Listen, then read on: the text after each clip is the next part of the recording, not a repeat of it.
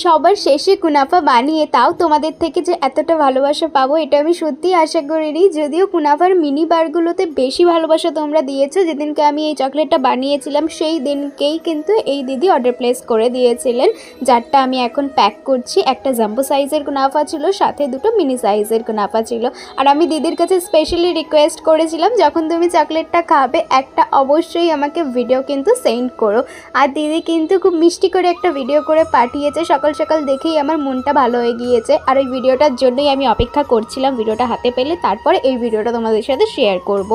তো আমি বক্স টাইপের ভালো করে একটু প্যাকিং করে নিচ্ছি। দিয়ে দিলাম একটা জাম্বো কুনাফা, সাথে দুটো মিনি কুনাফা। সব থেকে মজার কথা হচ্ছে আমি একবার করে চকলেটটা স্টক করছি আর স্টক আউট হয়ে যাচ্ছে। ভাবছি না আজ স্টক করবো না, কিন্তু আবারও তোমাদের রিকোয়ারমেন্ট আসছে যে আমাকে স্টক করতেই হচ্ছে। এই ভালোবাসাটাই আমার কাছে অনেক অনেক দামি। ইনসাইডে কুনাফার যে কালারটা দেখছো সেটা কিন্তু একদম রিয়েল পিস্তার কালার, আর কোনো রকম আর্টিফিশিয়াল কালার এটা অ্যাড অন করা নেই। তোমরাও চাইলে ট্রাই করতে পারো। সবাই ভালো থেকো, রাধে রাধে, টাটা।